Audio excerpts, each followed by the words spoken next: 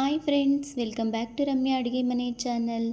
ಇವತ್ತು ನಾನು ತುಂಬಾ ಸಿಂಪಲ್ಲಾಗಿ ಈಸಿಯಾಗಿ ಮನೆಯಲ್ಲೇ ಯಾವುದೇ ರೀತಿ ಸಾಸ್ನ ಬಳಸ್ದಲೇ ಯಾವ ರೀತಿ ಎಗ್ ರೈಸ್ನ ಮಾಡೋದು ಅಂತ ತಿಳಿಸ್ಕೊಡ್ತೀನಿ. ಬನ್ನಿ.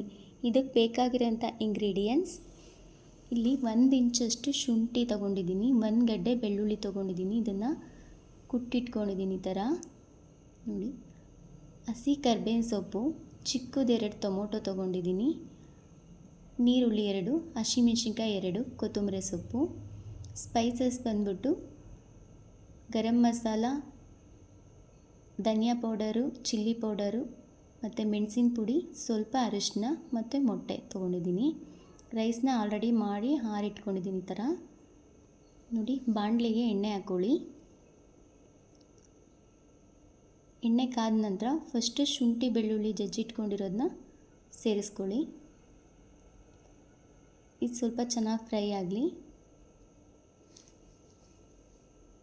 ಈಗ ಇದಕ್ಕೆ ಕರ್ಬೇವಿನ ಸೊಪ್ಪು ಸೇರಿಸ್ಕೊಳ್ಳಿ.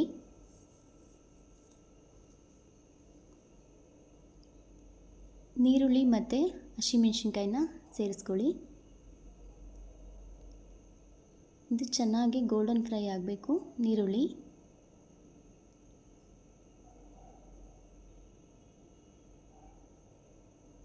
ನೋಡಿ, ಇದು ಫ್ರೈ ಆಗಿದೆ. ಈಗ ಇದಕ್ಕೆ ಟೊಮೊಟೊ ಸೇರಿಸ್ಕೊಳ್ಳಿ. ಟೊಮೊಟೊನ ಮುಂಚೆನೇ ಸೇರಿಸ್ಕೋಬೇಡಿ, ನೀರುಳ್ಳಿ ಫ್ರೈ ಆದಮೇಲೆ ಸೇರಿಸ್ಕೊಳ್ಳಿ.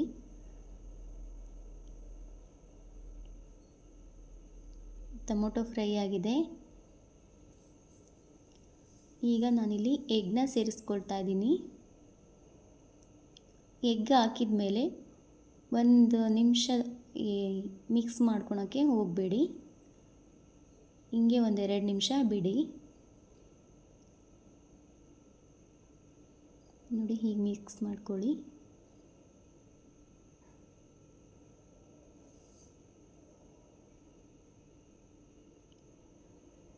ಇದು ಫ್ರೈ ಆಗಿದೆ.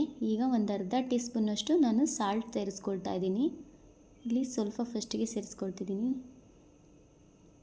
ಈಗ ತೊಗೊಂಡಿರೋವಂಥ ಸ್ಪೈಸಸ್ನ ಸೇರಿಸ್ಕೊಳ್ತಾ ಇದ್ದೀನಿ. ಒಂದೇ ಸಲ ಉಪ್ಪನ್ನ ಸೇರಿಸ್ಕೊಳೋದಿಲ್ಲ, ಯಾಕೆಂದರೆ ಮೊಟ್ಟೆಗೆ ತುಂಬ ಜಾಸ್ತಿ ಉಪ್ಪಾಗುತ್ತೆ. ಲಾಸ್ಟಲ್ಲಿ ಮತ್ತೆ ನಾನು ಉಪ್ಪು ಸೇರಿಸ್ಕೊಳ್ತೀನಿ. ಈಗ ಆರಿಟ್ಕೊಂಡಿರೋ ಅಂಥ ರೈಸ್ನ ಸೇರಿಸ್ಕೊಳ್ತಾ ಇದ್ದೀನಿ.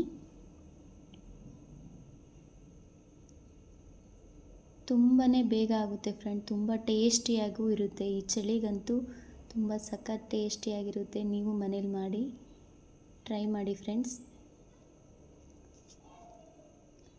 ನೋಡಿ, ಈಗ 1 ಅರ್ಧ ಟೀ ಸ್ಪೂನ್ ಉಪ್ಪನ್ನ ಮತ್ತೆ ಮೇಲ್ಗಡೆ ಸೇರಿಸ್ಕೊಳ್ತಾ ಇದ್ದೀನಿ. ಈ ಕೊತ್ತಂಬರಿ ಸೊಪ್ಪು, ಸ್ವಲ್ಪ ಚಿಲ್ಲಿ ಪೌಡರ್ನ ಮೇಲೆ ಹಾಕ್ಕೊಳ್ತಾ ಇದ್ದೀನಿ ಸ್ಪೈಸಿಯಾಗಿರಲಿ ಅಂತ. ಈಗ ಒಂದು ಒಳ್ಳೆ ಮಿಕ್ಸ್ ಕೊಡಿ. ಇದಕ್ಕೆ ನೀಟಾಗಿ ಈ ಥರ ಮಿಕ್ಸ್ ಮಾಡ್ಕೊಳ್ಳಿ.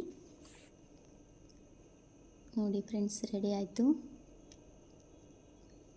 ಚಳಿಗಂತೂ ತುಂಬಾ ಟೇಸ್ಟಿಯಾಗಿರುತ್ತೆ ಫ್ರೆಂಡ್ಸ್. ನೀವು ನೋಡಿ ಮಾಡ್ಕೊಳ್ಳಿ. ಈ ವಿಡಿಯೋ ನಿಮಗೆ ಇಷ್ಟ ಆಗಿದರೆ ಶೇರ್ ಮಾಡಿ, ಲೈಕ್ ಮಾಡಿ, ಸಬ್ಸ್ಕ್ರೈಬ್ ಮಾಡಿ ಫ್ರೆಂಡ್. Thank you.